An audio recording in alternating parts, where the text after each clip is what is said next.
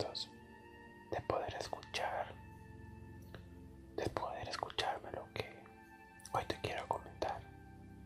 Y pues, para aquellas personas que me siguen desde un inicio, sabrán que he estado leyendo libros completos de la Biblia.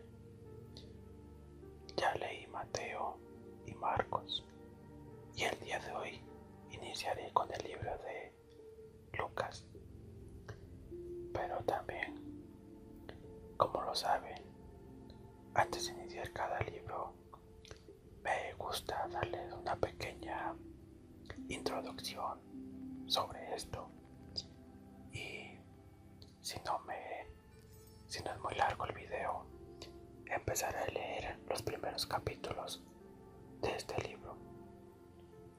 Así que, pues, si aún no has visto ni has escuchado estos dos libros anteriores, te invito a que pases aquí por mi canal y ahí los encontrarás. Y bueno, ahora sí, ¿por qué debemos leer este libro? El libro de Lucas proporciona un testigo adicional a muchas verdades registradas en Mateo y Marcos, y también presenta contenido único.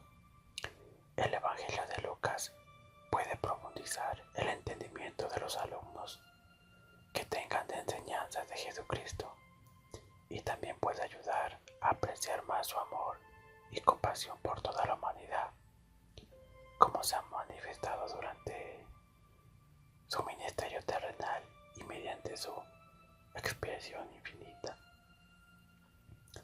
¿Quién escribió este libro? Lucas es el autor de este evangelio. Él era un médico y un mensajero de Jesucristo. Lucas era uno de los colaboradores de Pablo y el compañero de misión de Pablo. Lucas también escribió el libro de Hechos. ¿Cuándo y dónde se escribió? Aunque no se sabe exactamente cuándo escribió Lucas su evangelio, es probable que este haya escrito durante la segunda mitad del primer siglo después de Cristo. Las fuentes de información de Lucas fueron personas que desde el principio lo vieron con sus ojos, siendo testigos del ministerio terrenal del Salvador y de su resurrección. No sabemos dónde escribió el Evangelio de Lucas, para quién y por qué se escribió. La intención de Lucas es que lo leyera principalmente a una audiencia gentil, y presentó a Jesucristo como el Salvador de los judíos y de los gentiles. Lucas dirigió su evangelio específicamente a Teófilo, que en griego significa amigo de Dios o amado de Dios. Es evidente que Teófilo había recibido instrucciones previas concerniente a la vida y las enseñanzas de Jesucristo. Lucas esperaba brindar mayor instrucción al proporcionar un recuerdo sistemático de la misión y del ministerio del Salvador. Quería que aquellos que leyeran su testimonio conocieran bien la verdad sobre el Hijo de Dios, su compasión, expiación y resurrección. ¿Cuáles son algunas de las características distintivas de este libro? Lucas es el más largo de los 4 evangelios y es un libro más largo del Nuevo Testamento. Algunas de las historias más conocidas de la cristiandad solamente se encuentran en el Evangelio de Lucas. Las circunstancias que tenían que ver con el nacimiento de Juan el Bautista, la narración tradicional de Navidad, el relato de Jesús como un niño de 12 años en el templo, parábolas como la del buen samaritano, el hijo pródigo y el hombre rico y Lázaro, el relato de los 10 leprosos y el relato del Señor Jesucristo.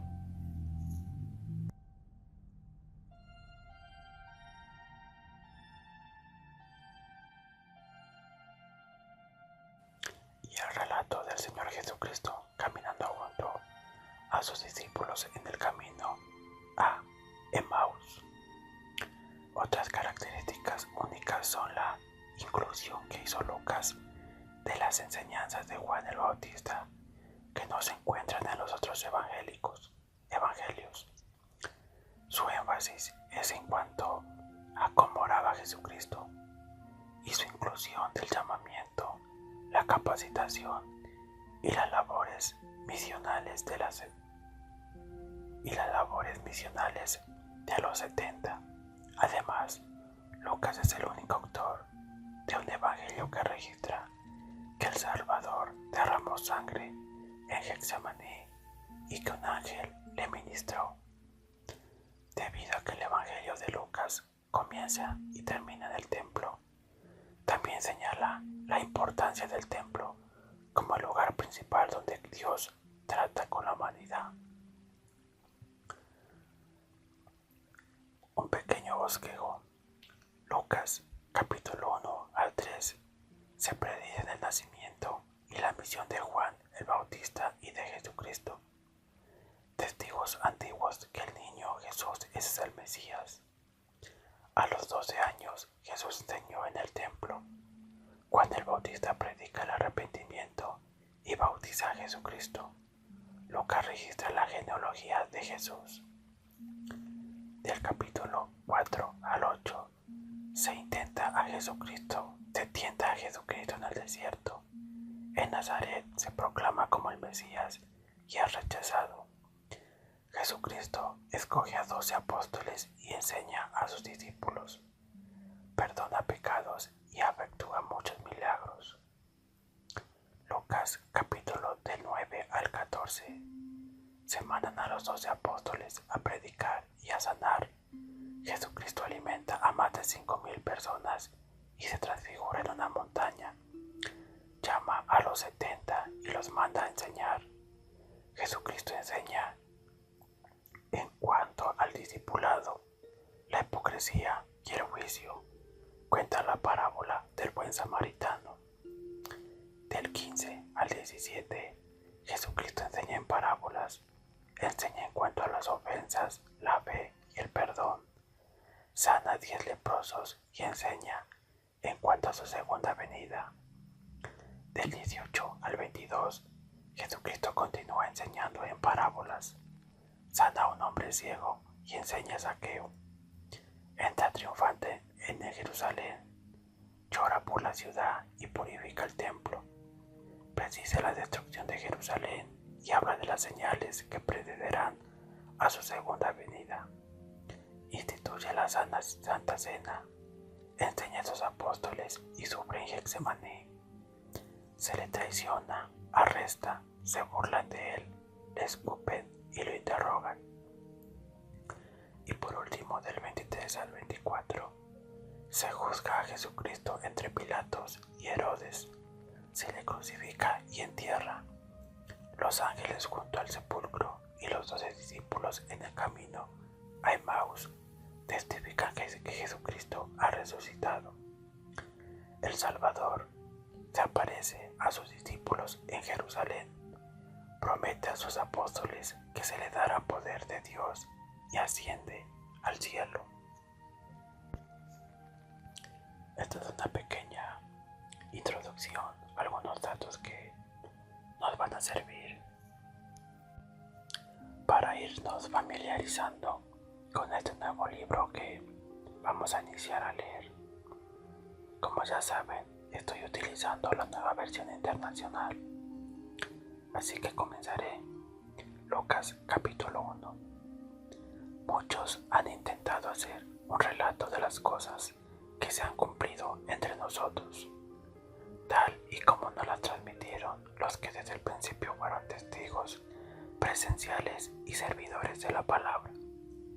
Por lo tanto, yo también, excelentísimo Teófilo, habiendo investigado todo esto con esmero desde su origen, he decidido escribírtelo ordenadamente para que llegues a tener plena seguridad de lo que te enseñaron. En tiempos de Herodes, rey de Judea, hubo un sacerdote llamado Zacarías,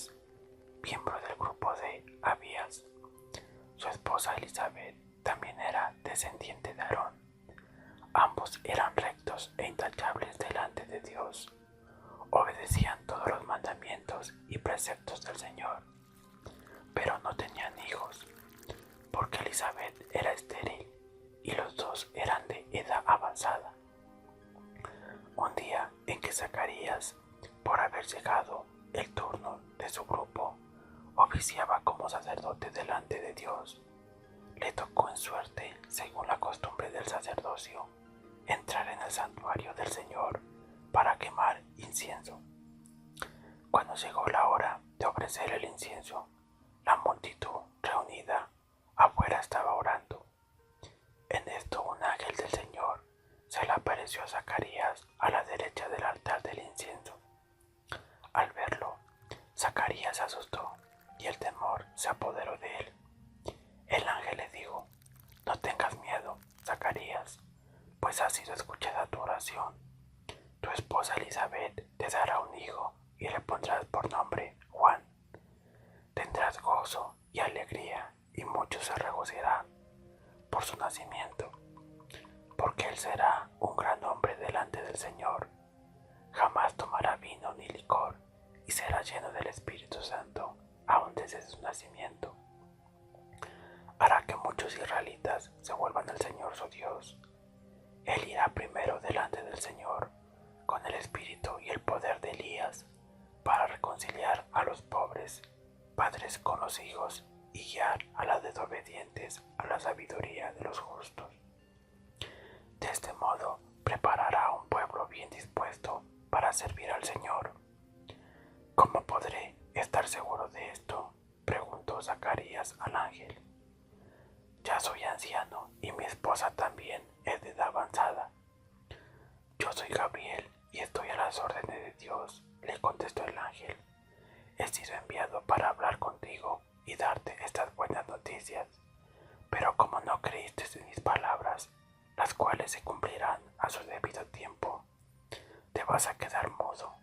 No podrás hablar hasta el día en que todo esto suceda. Mientras tanto, el pueblo estaba esperando a Zacarías y les extrañaba que se demorara tanto en el santuario. Cuando por fin salió, no podía hablarles, así que se dieron cuenta de que allí había tenido una visión.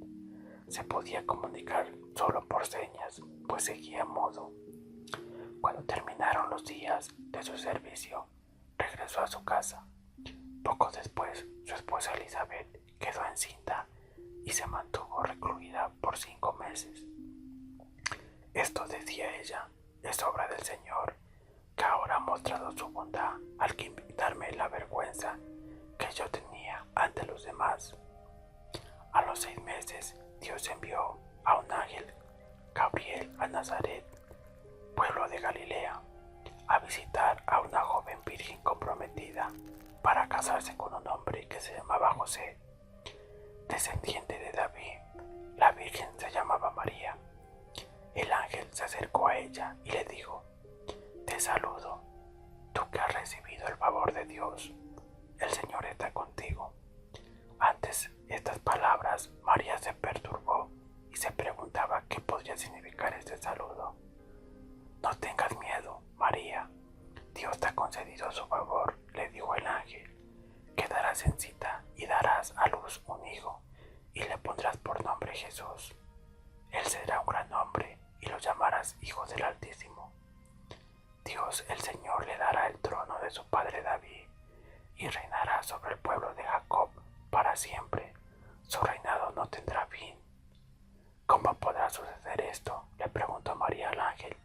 Pues que soy virgen. El Espíritu Santo vendrá sobre ti y el poder del Altísimo te cubrirá con su sombra. Así que el santo niño que va a nacer lo llamarás Hijo de Dios. También tu pariente Elizabeth va a tener un hijo en su vejez. De hecho, la que decía que era estéril ya está en el 6.º mes de embarazo, porque para Dios no hay nada imposible. Así que tienes a la sierva del Señor, contestó María, que Él haga conmigo como me has dicho. Con esto el ángel la dejó.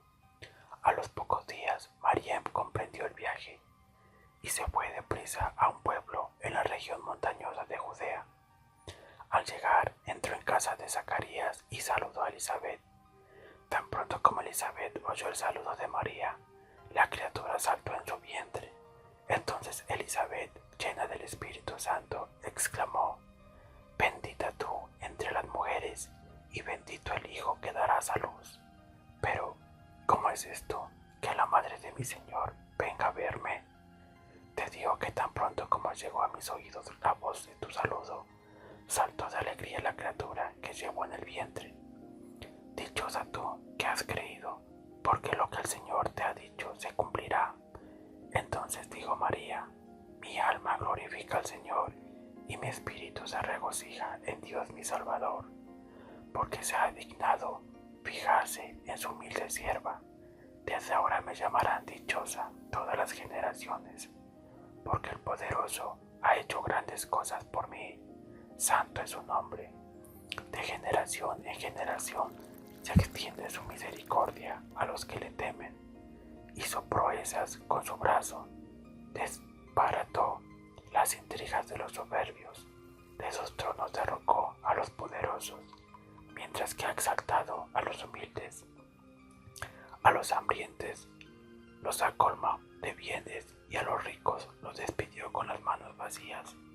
Acudió en ayuda de su siervo Israel, y cumpliendo sus promesas a nuestros padres, mostró su misericordia a Abraham y a su descendencia para siempre. María se quedó con Elizabeth unos 3 meses y luego regresó a su casa. Cuando se le cumplió el tiempo, Elizabeth dio a luz a un hijo. Sus vecinos y parientes se enteraron de que el Señor le había mostrado gran misericordia y compartieron su alegría. A los 8 días llevaron a circuncidar al niño, como querían ponerle el nombre de su padre, Zacarías. Su madre se opuso. No, dijo ella, tiene que llamarse Juan. Pero si nadie en tu familia tiene ese nombre, le dijeron. Entonces le hicieron señas a su padre para saber qué nombre quería ponerle al niño. Él pidió una tablilla en el que le escribió: su nombre es Juan, y todos quedaron asombrados. Al instante se les desató la lengua, recuperó el habla y comenzó a alabar a Dios. Todos los vecinos se llenaron de temor, y por toda la región montañosa de Judea se comentaba lo sucedido. Quienes lo oían se preguntaban: ¿qué llegará a ser este niño? Porque la mano del Señor lo protegía. Entonces su padre Zacarías, lleno del Espíritu Santo, profetizó: Bendito sea el Señor, Dios de Israel, porque ha venido a redimir a su pueblo. Nos envió un poderoso Salvador de la casa de David, su siervo, como lo prometió en el pasado por medio de sus santos profetas, para librarnos de nuestros enemigos y del poder de todos los que nos aborrecen, para mostrar misericordia a nuestros padres al acordarse de su santo pacto. Así lo juró Abraham, nuestro padre. Nos concedió que fuéramos libres de temor, al rescatarnos del poder de nuestros enemigos, para que le sirvamos con santidad y justicia, viviendo en su presencia todos los días. Y tú, hijito mío, serás llamado profeta del Altísimo, porque irás delante del Señor para preparar el camino. Darás a conocer a su pueblo la salvación mediante el perdón de sus pecados, gracias a la entrañable misericordia de nuestro Dios. Así nos visitará desde el cielo el sol naciente, para dar a luz a los que viven en tinieblas, en la más terrible oscuridad, para guiar nuestros pasos por las sendas de la paz. El niño crecía y se fortalecía en espíritu, y vivió en el desierto hasta el día en que se presentó públicamente al pueblo de Israel. Lucas capítulo 2. Por aquellos días, Augusto César decretó que se levantara un censo en todo el Imperio Romano. Este primer censo se efectuó cuando Cirenio gobernaba en Siria, así que iban todos a inscribirse, cada cual a su propio pueblo. También José, que era descendiente del rey David, subió de Nazaret, ciudad de Galilea, a Judea.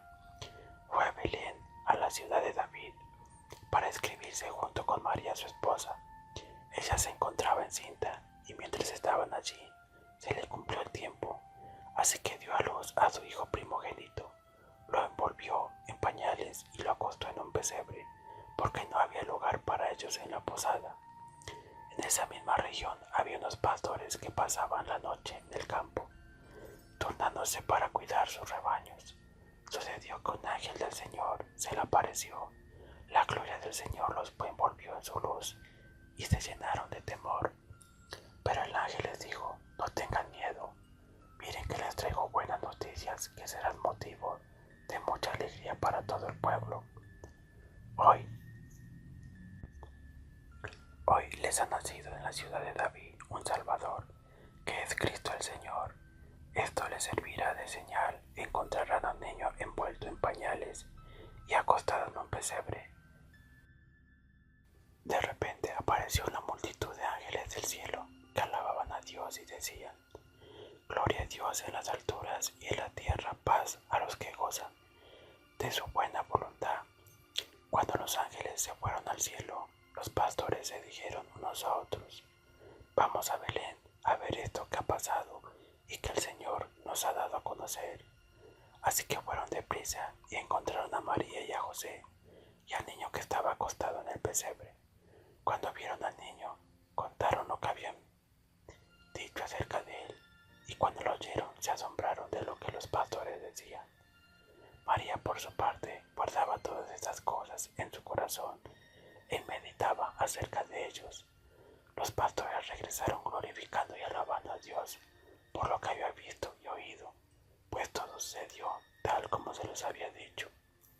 Cuando se cumplieron los 8 días y fueron a circuncidarlo, lo llamaron Jesús, nombre que el ángel le había puesto antes de que fuera concebido. Asimismo, cuando se cumplió el tiempo en que, según la ley de Moisés, ellos debían purificarse, José y María llevaron al niño a Jerusalén para presentarlo al Señor. Así cumplieron con lo que la ley del Señor está escrito: todo varón primogénito será consagrado al Señor. También ofrecieron un sacrificio conforme a lo que la ley del Señor dice: un par de tórtolas o 2 pichones de paloma. Ahora bien, en Jerusalén había un hombre llamado Simeón, que era justo y devoto, que guardaba con esperanza la redención de Israel. El Espíritu Santo estaba con él y le había revelado que no moriría sin antes ver al Cristo del Señor. Movido por el Espíritu, fue al templo cuando el niño Jesús lo llevaron sus padres para cumplir con la costumbre establecida por la ley. Simeón lo tomó de sus brazos y bendijo a Dios. Según tu palabra, soberano Señor, ya puedes despedir a tu siervo en paz, porque han visto mis ojos tu salvación, que has preparado a la vista de todos los pueblos, luz que ilumina a las naciones y gloria de tu pueblo Israel. El padre y la madre del niño se quedaron maravillados por lo que se decía de él. Simeón le dio su bendición y le dijo a María, la madre de Jesús: este niño está destinado a causar la caída y el levantamiento de muchos en Israel y a crear mucha oposición, a fin de que se manifiesten las intenciones de muchos corazones. En cuanto a ti, una espada te atravesará en el alma. Había también una profetisa, Ana, hija de Penuel, de la tribu de Aser, que era muy anciana. Casada de joven, había vivido con su esposo 7 años y luego permaneció viuda hasta la edad de 84. Nunca salía del templo, sino que día y noche adoraba a Dios con ayunos y oraciones. Llegando a ese mismo momento, Ana dio gracias a Dios y comenzó a hablar del niño a todos los que esperaban la redención de Jesús, la redención de Jerusalén. Después de haber cumplido con todo lo que exigía la ley del Señor, José y María regresaron a Galilea, a su propio pueblo de Nazaret. El niño crecía y se fortalecía, progresaba en sabiduría y la gracia de Dios lo acompañaba. Los padres de Jesús subían todos los años a Jerusalén para la fiesta de la Pascua. Cuando cumplió 12 años, fueron allá, según era la costumbre. Terminando la fiesta, emprendieron el viaje de regreso, pero el niño se había quedado en Jerusalén sin que sus padres se dieran cuenta. Ellos, pensando que él estaba entre el grupo de viajeros, hicieron un día de camino mientras lo buscaban entre los parientes y conocidos. Al no encontrarlo, volvieron a Jerusalén en busca de él. Al cabo de 3 días lo encontraron en el templo, sentado entre los maestros, escuchando y haciéndoles preguntas. Todo lo que él les oía se asombraba de su inteligencia y de sus respuestas. Cuando lo vieron sus padres se quedaron admirados. Hijo, ¿por qué te has portado así con nosotros?, le dijo su madre. Mira que tu padre y yo te hemos estado buscando angustiados. ¿Por qué me buscaban? No saben que tengo que estar en la casa de mi padre. Pero ellos no entendieron lo que les decía. Así que Jesús bajó con sus padres de Nazaret y vivió sujeto a ellos. Pero su madre conservaba todas estas cosas en el corazón. Jesús siguió creciendo en sabiduría y estatura y cada vez más gozaba del favor de Dios y de toda la gente.